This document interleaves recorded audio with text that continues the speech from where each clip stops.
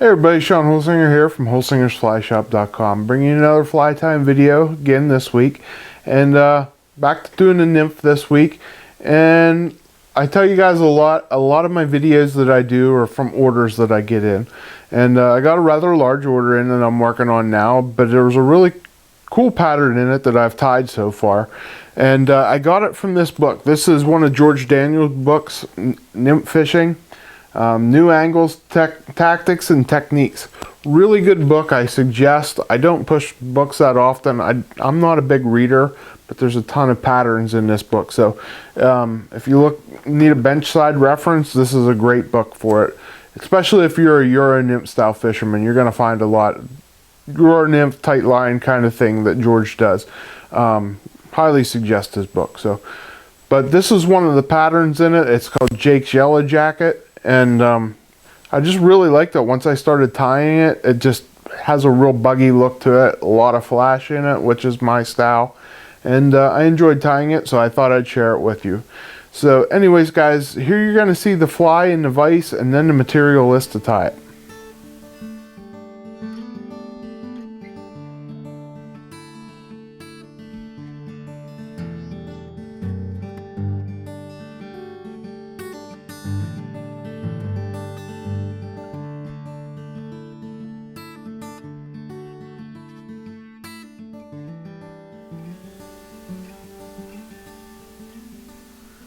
Okay, here you see Jack's Yellow Jacket in the vise.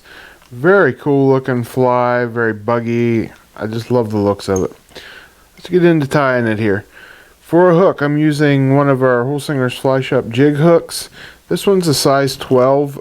The book I told you about, they tie it in a size 10, but I'm going to do it in a size 12. The bead here is a 3.3 millimeter slotted tungsten bead. And for thread, I'm using 140 denier yellow thread. And I'm just going to start it on there behind the bead. Cut my tag off. And then I'm just going to put enough in there just to make it tight so it doesn't roll around. Not build up too much. And then I'm going to work back right to the bend of the hook here. Okay, next thing we're going to put on is the tail. And I'm using some cocktail yarn fibers. Use whatever color you have. I have a chartreuse one laying here on the desk, so I'm just going to use it real quick. But medium Pardo is what I usually use. Set it on top there, pinch it down so it stays on top.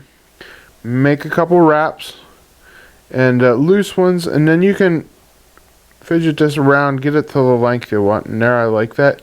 So once I'm to the length I want, I'm going to wrap it right back to that bend. If I go too far, it'll point down, so I don't want to go that far. And then I'm going to wrap back up, cut my tag off. Alright, next thing we do is we're going to put on a hand strip peacock quill. This one is dyed yellow. You can just barely see it, but it's dyed yellow. And I'm going to tie that on and again go back to the bend of the hook.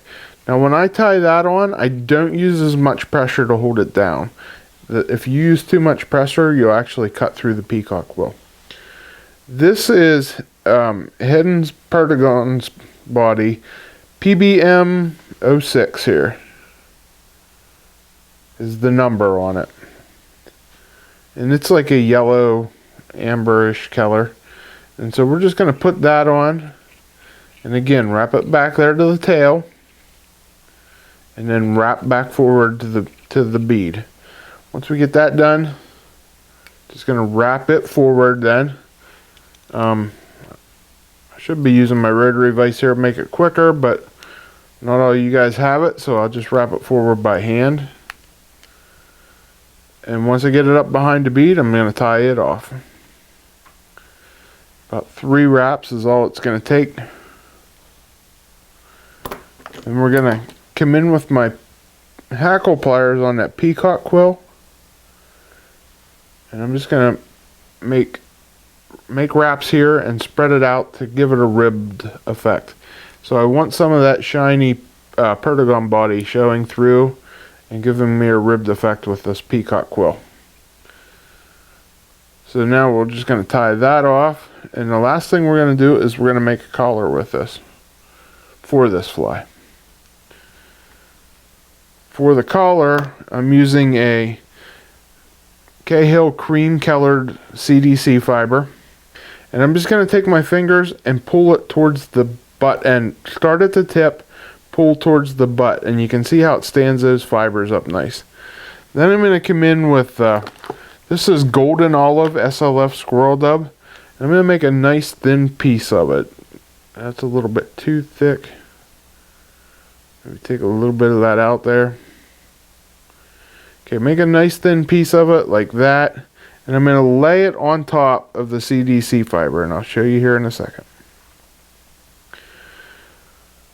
So I kind of laid it on those CDC fibers, you can see, and just kind of, as it laid on the bench, just pressed it together and it'll attach to those fibers. It's just going to give you a nice collar. Then what I'm going to do is I'm going to put my hackle pliers. This is my, not my hackle pliers, my dubbing loop pliers. Swiss CDC clamp, that's what I'm trying to say. Put it on, and you can see there I clamped down the hackle and the fibers. Next thing I'm going to do is take my scissors and cut right along the shank of that feather. And I'll show you here in a second.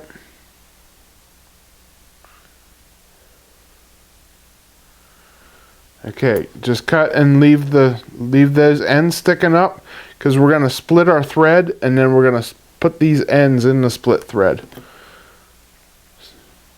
So I'm just going to take a needle, and I'm just going to flatten out my thread and lift it up over my finger. As I do that, it's going to spread out my thread here, make it flat, and then I can take, once I get it nice and flat, I can take my needle, put it right in the middle of that flat thread, and split it in half. So there, now you can see the thread is split in half. Oh, before I go any further, I forgot. These peacock quills, I don't want them to get tore up, so I'm just going to add a little bit of SOLAREZ bone dry. Just enough to protect the body there. And hit it with the light. Okay, now back to my split thread, and I'm going to take these fibers and put them right in the middle of that split thread and pull it out. So there you can see it's right down the middle of the split thread, and I'm just going to hold my thread up with my fingers and twist my bobbin and get it to spin up tight. So once I get a good bit of spin on it, it starts to go on its own. I just pull it and it'll finish the rest of the way out. Now I'm going to take and stroke the fibers back as I wrap them on, just to get them spread around there, and wrap right up to that bead, and we're done once we tie it off. So hit it with a nice whip finish, and you got a buggy looking fly.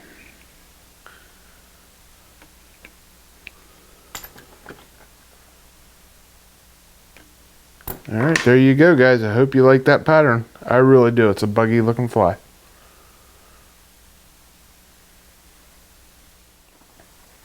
Alright, hope you liked that video. It took a little bit of time tying it. I can tie them a lot faster than I did in this video, but it's a really great fly. I haven't got to fish it yet, but I know what makes a good fly from fishing for so long. You know, there's certain characteristics you look for. And this has them all. This checks all the boxes for me for a good fish catching fly. It's thin. It's going to get to the bottom real quick. That CDC fibers on there is going to trap some air bubbles, give it a little lifelikeness to it. Perfect profile for a mayfly imitation, mayfly nymph imitation. So give it a try, have fun, change the colors on it like I always say. Just have fun tying and experimenting. And like I said earlier, Nymph Fishing, New Angles, Tactics and Techniques by George Daniels. If you're looking for a book to add to your library, this is a good one, and I would highly suggest it. So, guys, if you ever want anything tied, if you need to do any special requests or anything, I'm here. Just email me at holsingersflyshop@gmail.com. And tell you what, I've been having fun with the videos here and asking for comments.